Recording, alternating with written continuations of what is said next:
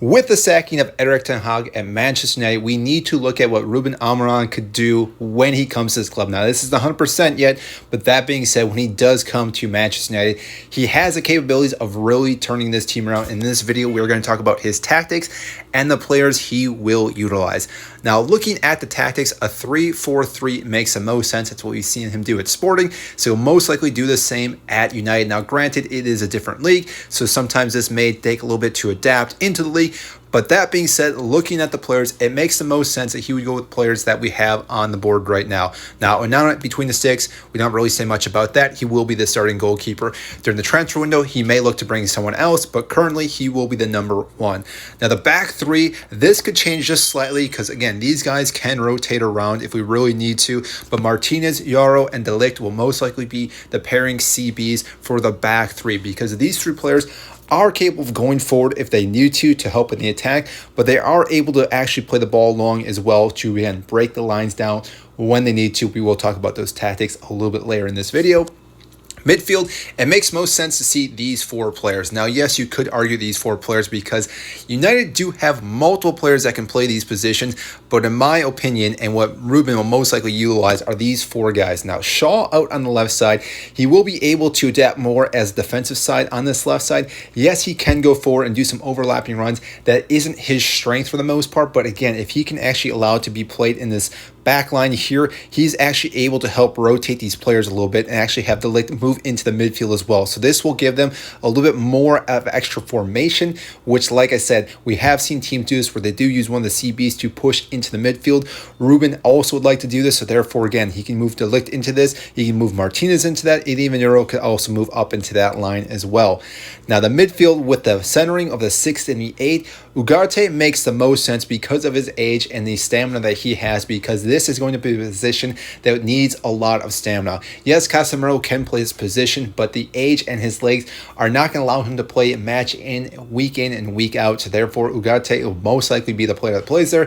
Casemiro will get minutes in this position, but like I said, this guy's going to make the most sense. He's going to hold this line right here to help out the defensive side and be the CDM, but also he's able to move forward as well to help cycle the ball from left to right, depending on what they need to do as well. Now, Manu will also be the player that will be next to him as at a position. This guy also helps defensive wise. So again, in defensive side, these two players can really lock down that midfield and even have Shaw help out here, but they are also able to go forward. We've seen this player be very creative dribbling, but also he can play some through balls to the players up front, and he can even have a shot from outside the box. So again, he is able to be very creative in that position. Now, Eriksen will most likely be the other guy that can play that spot as well.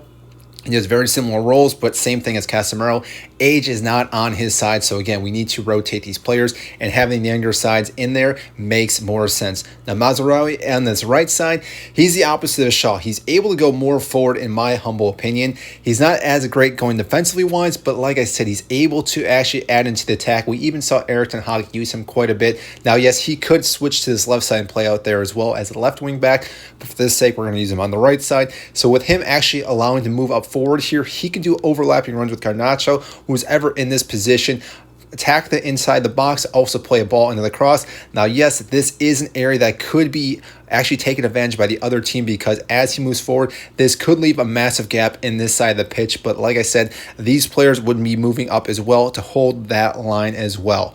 Now, the attacking third, Garnacho, Fernandes, and Højlund make the most sense because these three players are capable of doing what he exactly needs. Now, Højlund is able to be that very physical striker. He can attack the defense, but he can also drop back and actually play some 1-2s with these players who can actually run onto the ball as well. So we will almost see these three players be also rotating quite a bit around for the most part. So again, what you're seeing here currently is things that could change throughout the entire match, which is going to be very difficult to defend, because if Garnacho moves out to this side and starts attacking on this left side, he can then swap back to this right side and start attacking.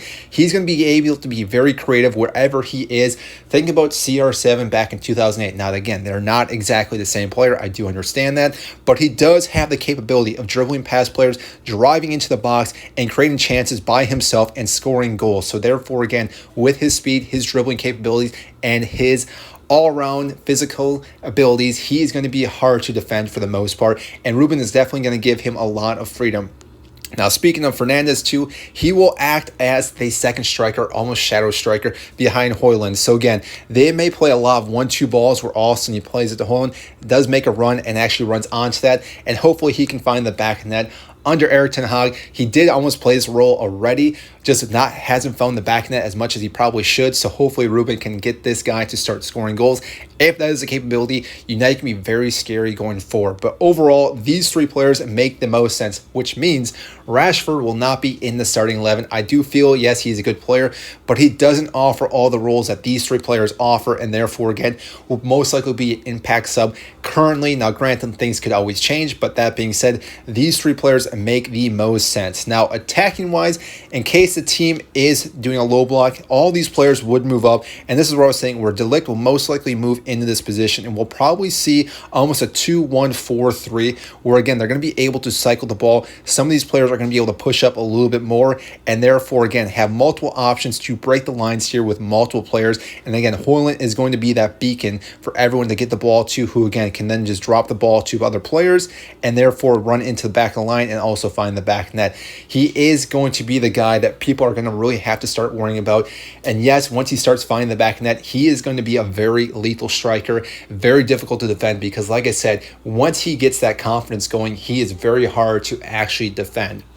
Now, that being said, though, if we look at defense-wise, though, if we drop players back, the other thing that we're going to see with this side then, too, is actually how they can counter. So, again, if they start dropping back for the most part, you're going to see these players coming back here, and look at this. So, as the back line drops here, it's very defensive-wise, but the reason why is because if they win the ball back in any of these areas, and all these players, so Onana, Yoro, De Ligt, Martinez, Shaw, and Mazraoui can all play the ball over the top to Højlund or even Garnacho. So again, if they are doing a quick counterattack, these guys can really hit the ball up, have Garnacho run onto it. Højlund, Bruno Fernandes can be running behind. He plays a ball in, and a quick counterattack can lead to a goal. We've seen this time and time again. We've seen other teams do this.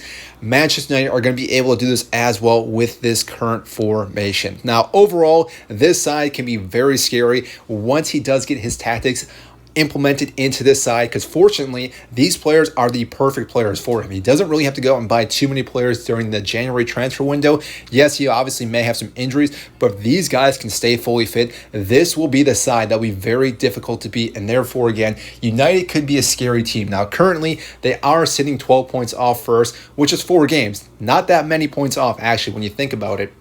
If they start growing in confidence, start winning matches, and go on a little bit of a winning streak, they could be a team that could be very feared later this season in the league itself, and they could still make top 4, which seems almost remarkable to say right now, but that being said, it is still very early in the season, so the fact that United got rid of Erik ten Hag this early does implement the fact that they can still have a driving force later in this season. So I do want to know, what do you think? Do you think United have a chance yet this season? Do you think Ruben Amorim is the guy to change things for United, get them back on the winning track? Or do you think there's someone else that is a better fit for Manchester United? I do want to know what you think. Please hit the comment buttons and say what you want to say. Like the button and subscribe if you have not. I will see you in the next video.